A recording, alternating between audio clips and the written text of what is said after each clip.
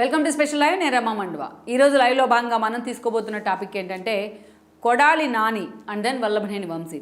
వీళ్ళిద్దరూ కూడా ఈ రోజున జూనియర్ ఎన్టీఆర్తో రాయబారం చేస్తున్నారా అంటే అవుననే చెప్పాలి. అయితే తమ రాజకీయ భవిష్యత్తు కోసం రాయబారం చేస్తున్నారా, లేకపోతే తమని టీడీపీ శ్రేణుల నుంచి, లేకపోతే టీడీపీ ఏర్పాటు చేసిన ప్రభుత్వం నుంచి సేఫ్ గార్డ్ చేసేందుకు జూనియర్ ఎన్టీఆర్ దగ్గరికి వెళ్ళే ప్రయత్నం చేస్తున్నారా అనేది మాత్రం ఈరోజు చాలామందికి వస్తున్న సందేహం. కానీ అట్ ద సేమ్ టైం చూసినట్లయితే వీళ్ళిద్దరూ ఇప్పటికే జూనియర్ ఎన్టీఆర్తోని అత్యంత సన్నిహితంగా కూడా భేటీ అయి ఉన్నారు. తమ రాజకీయ భవిష్యత్తు గురించి కూడా వాళ్ళు జూనియర్ ఎన్టీఆర్తో చర్చించారన్న ఒక వాదన అయితే ఉంది. ఎట్ ద సేమ్ టైం మనం చూసినట్లయితే కూడా తిరిగి టీడీపీలోకి ఎంట్రీ ఉంటుందా అన్న ఒక ఆశ కూడా వాళ్ళలో కనిపిస్తుంది. సో అందుకే ఈరోజు జూనియర్ ఎన్టీఆర్ని మధ్య మార్గంగా వాళ్ళిద్దరూ కూడా ఆయనతో భేటీ అయ్యారన్న చర్చ జరుగుతుంది. ఆయనతో రాయబారం నడిపిస్తున్నారన్న చర్చ ఉంది. ఈరోజు అంతా లోకేష్, పవన్ కళ్యాణ్ జపం చేస్తూ ఉన్నారు టీడీపీ శ్రేణులంతా. జూనియర్ కూడా అటు రాజకీయంగా వంశీ లాంటి వాళ్ళు, కొడాలి నాని లాంటి వాళ్ళు సెల్ఫ్ గోల్ చేసుకుంటే ఇటు జూనియర్ ఎన్టీఆర్ కూడా సెల్ఫ్ గోల్ చేసుకున్నారు. ఆయన అటు సినిమాల పరంగా కావచ్చు, మిగతా విషయాల్లో కావచ్చు, టీడీపీతోని, చంద్రబాబు నాయుడుతోని, లోకేష్తోని తన సత్సంబంధాల విషయంలో కావచ్చు ఆయనే సెల్ఫ్ గోల్ చేసుకున్న పరిస్థితి, ఏదైతే ఓవర్ కాన్ఫిడెన్స్తోని. సో అలా ఈరోజు జూనియర్ ఎన్టీఆర్ను టీడీపీ డిజోన్ చేసుకునే సిచ్యువేషన్ ఆయనే కొని తెచ్చుకున్నారు. అలాంటి జూనియర్ ఎన్టీఆర్ ఎంతవరకు వీళ్ళిద్దరినీ కాపాడగలరు? జూనియర్ ఎన్టీఆర్ చెప్తే చంద్రబాబు నాయుడు కానీ, లోకేష్ కానీ వినే పరిస్థితి ఉందా? వీళ్ళిద్దరూ కూడా ఎందుకు ఈ రోజున తారక్ను పదే కలిసే ప్రయత్నం చేస్తూ ఉన్నారు? గతంలో పూర్తి స్థాయిలో తారక్ని అనేక సార్లు సేఫ్ గార్డ్ చేసుకుంటూ అనేక సార్లు చంద్రబాబు నాయుడిని, లోకేష్ను విమర్శిస్తూ వచ్చిన వీళ్ళిద్దరూ ఈ రోజున టీడీపీ నుంచి తాము సేవ్ అవడం కోసం తారక్ని కలిసే ప్రయత్నం చేస్తూ ఉన్నారా? ఎంతవరకు జూనియర్ ఎన్టీఆర్ వీళ్ళని తిరిగి ప్యాంపర్ చేసే అవకాశం ఉంటుంది? ఎంతవరకు వీళ్ళకి మళ్ళీ మద్దతు ఇచ్చే అవకాశం ఉంటుంది? నిజంగా వీళ్ళని ఎంతవరకు ఆయన హోల్డ్ చేసే ప్రయత్నం చేస్తారు? ఇవన్నీ కూడా చాలా సీరియస్గా చర్చనీయాంశం అవుతున్నాయి. అందుకు కారణాలు కూడా ఉన్నాయి. జూనియర్ ఎన్టీఆర్ అటు ఆయన తండ్రి హరికృష్ణ కానీ, మనం ఎన్నోసార్లు కొడాలి నాని, వంశీ గురించి, వాళ్ళ ఫ్లాష్ బ్యాక్ గురించి, వాళ్ళు టీడీపీలోకి ఎలా ఎంట్రీ ఇచ్చారు, వాళ్ళు సామాన్య కార్యకర్తలుగా ఎంట్రీ ఇచ్చిన ఎన్టీఆర్ ఫ్యామిలీ కారణంగా వాళ్ళకి ఎలా టికెట్ వచ్చింది టీడీపీ నుంచి అనేది మనం చెప్పుకున్నాం. ఒకరు గుడివాడ నుంచి, ఒకరు గన్నవరం నుంచి. అండ్ దెన్ గన్నవరం నుంచి గెలిచిన తర్వాత ఆయన వెళ్ళిపోవడం జరిగింది. 2019 తర్వాత వంశీ, కొడాలి నాని 2014 కంటే ముందే వెళ్ళిపోయినారు. దెన్ 2019లో గెలిచి మంత్రి కూడా అయ్యారు ఆయన జగన్మోహన్ రెడ్డి క్యాబినెట్లో. సో ఇవన్నీ కూడా అలాంటి వాళ్ళిద్దరూ కూడా అటు పూర్తి స్థాయిలో వంశీ వెళ్ళిన తర్వాత ఇక కొడాలి నానికి ఇంకా భారీ సపోర్ట్ దొరికినట్లయింది. సేమ్ కొడాలి నానికి ఒక రెప్లికా లాగా తయారయ్యారు వంశీ. ఎప్పుడు అయితే కౌల పిల్లల్లాగా వీళ్ళిద్దరూ ఏదైతే జగన్మోహన్ రెడ్డిని సేవ్ చేయడం కోసం, ఆయన మెప్పు పొందడం కోసం, అది అసెంబ్లీ అయినా, ఇటు బయట అయినా, అది అమరావతి అయినా, లేకుంటే వైజాగ్ రాజధాని అయినా, ఏ ఇష్యూ అయినా సరే దాంట్లోకి చంద్రబాబును, లోకేష్ను తీసుకొచ్చి మాట్లాడడం వీళ్ళకే చెల్లింది.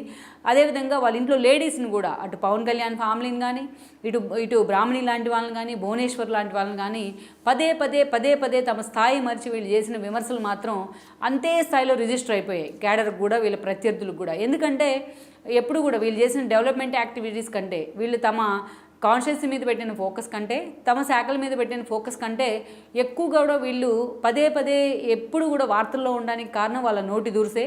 ఆ నోటి దురిసే ఈరోజు క్యాడర్ గుర్తుండిపోయింది. వాళ్ళు ఒకవేళ మంచి పనులు చేసి ఉండొచ్చు అటు గన్నవరంలో కానీ, గుడివాన్, లేకపోతే అన్నిసార్లు వరుసగా గెలిచే సిచ్యువేషన్ ఉండదు. కానీ అలాంటివి కూడా ఈరోజు మరుగున పడిపోయేలాగా వాళ్ళ వ్యక్తిత్వం దిగజారింది ఈ రోజున. ఆ స్థాయిలో వాళ్ళని ప్రజలు మాత్రం వాళ్ళ నోటి దురుసు కిందే గుర్తుపెట్టుకున్న పరిస్థితి ఉంది. లీడర్స్ రాజకీయాల్లో ఉంటే, పొలిటికల్ లీడర్స్ ఎలా ఉండకూడదు, ఒక ఎమ్మెల్యేనో ఎంపీనో అయితే చట్టసభలను రిప్రజెంట్ చేస్తూ చట్టాలను చేసే ఒక హక్కు ఉంటుంది వాళ్ళకి. అలాంటి వాళ్ళు ఎలా ఉండకూడదు, ఎలా ప్రవర్తించకూడదు అనడానికి ఇలాంటి వాళ్ళే ఒక బెస్ట్ ఎగ్జాంపుల్, ఒక నాని కానీ, ఒక వంశీ కానీ. సో ఈ రోజును చూసినట్లయితే ఒక ఘోర ఓటమి అంచిన వాళ్ళు నిలబడ్డారు. అది కూడా ఇక్కడ ఘోర ఓటమని మనం ఎందుకు అంటున్నాం అంటే, రాజకీయాల్లో గెలుపోవటములు సర్వసాధారణమే. చాలాసార్లు ఓడుతూ ఉంటారు, గెలుస్తూ ఉంటారు, మళ్ళా రీవ్యాంప్ అవుతారు ఫీనిక్స్ పక్షిలాగా చాలామంది. కానీ వీళ్ళిద్దరిది ఎందుకు చెప్పుకుంటున్నామంటే, అటు వెనిగల రామోన్ తీసుకుంటే కొడాలి నాని కంటే చాలా జూనియర్ ఆయన రాజకీయాల్లో. కొడాలి నాని ఏకంగా మంత్రి కూడా, మాజీ మంత్రి, 4 సార్లు గెలుచున్నారు ఆయన అప్పటికే గుడివాడ నుంచి. ఒక సాలిడ్గా గుడివాడిని తనకు అనుకూలంగా మార్చుకోవడంలో సక్సెస్ అయ్యారు ఆయన. అలాంటి కొడాలిని ఎంత బూతుల మంత్రిగా పేరు తెచ్చుకున్నా, బట్ అదే స్థాయిలో తన క్యాడర్ని కాపాడుకుంటారనే పేరు కూడా కొడాలి నానికి ఉంది. అలాంటి కొడాలి నాని ఒక సాధారణమైన వ్యక్తి, అది కూడా ఒక ఎన్ఆర్ఐ. నియోజకవర్గం మీద కేవలం ఒక ఏడాది నుంచి ఆయనకు పట్టుంది. ఏడాది క్రితమే ఆయన గుడివాడికి ఎంట్రీ ఇచ్చారు. అలాంటి వెనిగల రాము చేతిలో, రాజకీయం కూడా పూర్తిగా నేర్చుకొని వెనిగల రాము చేతిలో కొడాలి నాని ఓడిపోయారు ఈ రోజున. వేరేజ్ వంశీని తీసుకున్న, ఎవరినైతే తాను ఓడించాడో గత ఎన్నికల్లో యార్లగడ్డ వెంకట్రావు, అలాంటి ఒక ఎన్ఆర్ఐ, అటు వంశీతో పోలిస్తే చాలా ఈయన చాలా సాధు స్వభావులాగా ఉంటారు, చాలా మృదు స్వభావులాగా ఉంటారు. ఆయన అంత యారగెంట్గా కూడా యార్లగడ్డ ఎప్పుడు పనిచేసినా మాట్లాడిన సందర్భం అయితే లేదు. అలాంటి ఒక సాఫ్ట్ నేచర్ ఉంది యార్లగడ్డ వెంకట్రావు, లైక్ వెనుగల రాములాగే. అలాంటి యార్లగడ్డ చేతిలోని ఒక ఘోర ఓటమి పాలయ్యారు ఆయన. అది ఎందుకన్నా టీడీపీ నేతలు తిడుతామో, లేకపోతే టీడీపీ జనసేన శ్రేణులు సోషల్ మీడియా వేదికగా వీళ్ళని ట్రోల్ చేయడమో, ఇదంతా ఒక ఎత్తు అయితే రాజకీయాల్లో తమ కంటే జూనియర్స్ అయిన వాళ్ళ చేతిలో వీళ్ళు ఓడిపోవడం, అది కూడా తమ కాన్స్టిట్యున్సీ మీద అంత హోల్డ్ ఉన్న వీళ్ళు ఓడిపోవడం అనేది అది నిజంగానే వాళ్ళకు ఒక భరించలేని శిక్ష అనుకోవాలి. అందుకే వీళ్ళు ఒకవైపు రాజకీయ సన్యాసం చేస్తారని చర్చ జరుగుతుంటే వీళ్ళిద్దరూ మాత్రం తమ ఓటమి తర్వాత పూర్తిగా సైలెంట్ అయ్యారు. కొడాలి నాని మాత్రం తన ఇంటి ముందు టీడీపీ శ్రేణులు ధర్నా చేసిన క్రమంలో బయటకు వచ్చి మా మీద దాడులు చేస్తున్నారు, శాంతి భద్రతలను కాపాడాలంటూ కూడా అప్పీల్ చేసుకున్న పరిస్థితి ఉంది. బట్ వంశీ అయితే ఆ మాత్రం కూడా మీడియా ముందుకు ఎక్కడ వస్తున్న పరిస్థితి లేదు. ఎక్కడ ఏ ఇష్యూ మీద కనీసం తన ఓటమి మీద ఇన్ని రోజులు తన ఎమ్మెల్యేగా ఉంచిన గన్నవరం ప్రజలకు ఒక గ్రాటిట్యూడ్ చూపిస్తూనో ఎక్కడ చిన్న వీడియో కూడా మాట్లాడిన పరిస్థితి లేదు. అయితే ఇదంతా ఒక ఎత్తు అయితే వీళ్ళిద్దరూ కూడా ఎన్నోసార్లు జూనియర్ ఎన్టీఆర్ మీద తమకున్న ప్రేమను కానీ అభిమానాన్ని దాచుకోవడానికి ఎప్పుడూ ప్రయత్నించలేదు. కొడాలి నాని లాంటి వాళ్ళు టీడీపీని గెలిపేస్తే జూనియర్ ఎన్టీఆర్ని పూర్తిగా తొక్కేస్తారు, లోకేష్ని ప్రమోట్ చేస్తాడు. అందుకే టీడీపీని గెలిపించొద్దు అంటూ కూడా తన్ని గెలిపించండి, తను ఈ పనులు చేశాను అని చెప్పుకోలేదు ఆయన. టీడీపీని ఓడించండి, జూనియర్ ఎన్టీఆర్ కనుక అలాగే కెరీర్ దూసుకుపోవాలంటే టీడీపీని ఓడించండి అంటూ పిలుపునిచ్చారు. అసలు జూనియర్ ఎన్టీఆర్ వేరు, లోకేష్ వేరు. లోకేష్ పూర్తిగా పొలిటికల్గా అప్లిఫ్ట్ అయ్యారు, ఆయన పొలిటికల్గా ఉంది ఆయన కెరీర్ అంతా. జూనియర్ ఎన్టీఆర్ అసలు తన పాలిటిక్స్ మీద అంత ఇంట్రెస్ట్ లేదు, పాలిటిక్స్లోకి ఇప్పుడు రాను అంటూ కెరీర్ మీదే ఫోకస్ పెట్టారు. వాళ్ళిద్దరూ కూడా ఎప్పుడు తిట్టుకోనో లేకపోతే ట్వీట్లు పెట్టుకోనో సోషల్ మీడియాలో ఫైట్ చేసుకున్న సందర్భం లేదు. కానీ ఎప్పుడు కూడా కొడాలి నాని, వంశీ లాంటి వాళ్ళు వాళ్ళ మధ్య ఒక కాన్ఫ్లిక్ట్ తేవడానికి కూడా సగం కారణమయ్యారు వీళ్ళు. ఎందుకంటే జూనియర్ ఎన్టీఆర్ కారణంగానే చంద్రబాబు నాయుడు టికెట్ ఇచ్చారనేది వీళ్ళకి తెలుసు. అదే మాట ఎన్నోసార్లు చెప్పారు, మాకు టికెట్ ఇచ్చింది జూనియర్ ఎన్టీఆర్ అని. కానీ టికెట్ ఇప్పించింది జూనియర్ ఎన్టీఆరే, కానీ ఇచ్చింది చంద్రబాబు నాయుడు. అలాంటి చంద్రబాబు నాయుడుని కూడా డిమోరలైజ్ చేసే విధంగా వాళ్ళు వాడిన భాష మాత్రం ఈరోజు ప్రపంచమంతా ఏహభావం కలిగేలా ఉందని అనుకోవాలి. అలాంటి సిచ్యువేషన్ నుంచి ఈరోజు ఏకంగా జూనియర్ ఎన్టీఆర్తో వాళ్ళు రాయబారం చేస్తున్నారని చర్చ జరుగుతుంది. అయితే ఆ రాయబారం ఎందుకు అనేది పూర్తి స్థాయిలో బయటికి రావట్లేదు. అదేవిధంగా అనేక సందేహాలను కూడా తెర మీదకి తెస్తుంది. ఈరోజు జూనియర్ ఎన్టీఆర్ నిజంగా కొడాలి నాని, వంశీ లాంటి వాళ్ళని నమ్మారా? హరికృష్ణకు నిజంగా టీడీపీలో అన్యాయం జరిగిందని ఫీల్ అయ్యారా? లేకపోతే తను నిజంగానే చంద్రబాబు నాయుడు, లోకేష్ పక్కన పెట్టారని అనుకున్నారో కానీ ఆయనే అన్నీ అనుకుని పూర్తిగా టీడీపీకి దూరం జరిగే ప్రయత్నం చేశారు ఆయన. యాక్చువల్గా ఆయన ఎన్టీఆర్ ఆహార్యం కానీ, తన తాత ఆహార్యం డిక్షన్లో కానీ, అదేవిధంగా డ్యాన్స్లో ఈజ్ కానీ, గ్రేస్ కానీ, ఇవన్నీ కూడా జూనియర్ ఎన్టీఆర్ని టీడీపీని ఓన్ చేసుకుంది. ఆయనకు నందమూరి అభిమానులు ఉండొచ్చు కాక, బట్ టీడీపీ శ్రేణులు కూడా అదే స్థాయిలో ఓన్ చేసుకున్నాయి. అదే స్థాయిలో సీనియర్ ఎన్టీఆర్ తరహాలో ఉండటం, అదే పేరు పెట్టుకుని ఉండడంతో టీడీపీ శ్రేణులు కూడా ఆయనలో ఎన్టీఆర్ని చూసుకుంటూ వచ్చాయి చాలా రోజులు. అందుకే జూనియర్ ఎన్టీఆర్ సినిమాలు సక్సెస్ కావడంలో ఆయన ఫ్యాన్స్ పాత్ర ఎంత ఉందో టీడీపీ శ్రేణుల పాత్ర కూడా అంతే ఉంది. అందుకే జూనియర్ ఎన్టీఆర్ మీద అంత ఎక్స్పెక్టేషన్స్ ఉన్నాయి కాబట్టి ఆయన ప్రతి అడుగుని కూడా టీడీపీ శ్రేణులు ఫాలో అవుతూ వచ్చాయి, టీడీపీ అభిమానులు ఫాలో అవుతూ వచ్చారు. ఇక ఆ స్థాయిలో టీడీపీకి కూడా ఆయన ప్రచారం చేస్తున్నారు. చంద్రబాబు నాయుడు కూడా అదే స్థాయిలో జూనియర్ని ప్యాంపర్ చేశారు. ఇలాగా మనం చెప్పుకున్న అనేక కారణాలు వాళ్ళ మధ్య ఒక కాన్ఫ్లిక్ట్కి అయితే కారణమయ్యాయి అనుకోవాలి. బట్ అది దాని అంతటినీ పక్కన పెట్టి మళ్ళీ ఆ ఫ్యామిలీని కలుపుకునేలాగా హరికృష్ణ చనిపోయిన సమయంలో కూడా చంద్రబాబు నాయుడు ప్రయత్నం చేశారు. కానీ జూనియర్ ఎన్టీఆర్ మాత్రం అంత దగ్గరికి తీసుకోలేకపోయారు చంద్రబాబు నాయుడు. ఇక ఆ తర్వాత చూసినట్లయితే ఆయన వరుసగా వైఎస్ఆర్సీపీ ప్రభుత్వం ఏర్పడిన తర్వాత తన మేనత్తని క్యారెక్టర్ అసాసినేషన్ చేస్తే ఎక్కడ జూనియర్ ఖండించిన తీరు కానీ, తన తాత శ్రద్ధ జయంతి ఉత్సవాలకు ఆయన గైర్హాజరైన తీరు కానీ, ఆఖరికి నాణ్యం రిలీజ్ చేస్తున్నా కూడా అటెండ్ కానీ తీరు కానీ. అదేవిధంగా చూసినట్లయితే వైఎస్ఆర్ పేరు పెడితే కాలేజ్ మెడికల్ యూనివర్సిటీకి పేరు తీసేసి అది కూడా జూనియర్ ఎన్టీఆర్ వెల్కమ్ చేసిన పరిస్థితి. ఇలా అనేక సందర్భాల్లో ఎక్కడ తన వాయిస్ అవసరం ఉన్న చోట కూడా జూనియర్ ఎన్టీఆర్ వినిపించలేదు. ఆయన బయటకు వచ్చి జగన్మోహన్ రెడ్డి తిట్టాల్సిన అవసరం లేదు. తన మేనత్త మీద విమర్శలు చేసినప్పుడు ఇప్పుడు పురంధేశ్వర్ ఆ రోజున బీజేపీలో ఉన్నారు. అయినా తన సోదరుని ఇలా అంటే మాత్రం తను ఒప్పుకోనంటూ మాట్లాడడం జరిగింది. తన సొంత మేనత్త ఆమె, తన స్వయాన తన తండ్రికి సోదరు కూడా.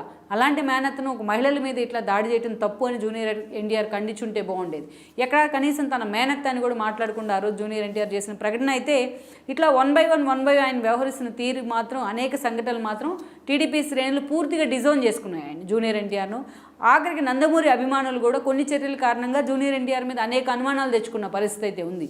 ఇక అలాంటి జూనియర్ ఎన్టీఆర్ ఈరోజు పూర్తిగా లోకేష్ లాంటి వాళ్ళు అయితే పాదయాత్రలో భాగంగా పార్టీలోకి జూనియర్ వస్తే మీరు ఏం చేస్తారని అడిగితే వెల్కమ్ చేస్తానంటూ కూడా మాట్లాడారు. ఎక్కడ జూనియర్ ఎన్టీఆర్ని ఒక విమర్శించిన సందర్భం అయితే మనం చూడం చంద్రబాబు వైపు నుంచి కానీ, జూనియర్ ఏదైతే లోకేష్ వైపు నుంచి కానీ. ఇక ఆ తర్వాత చూసినట్లయితే ఇక ఈరోజు పార్టీ పూర్తిగా అధికారంలోకి వచ్చింది.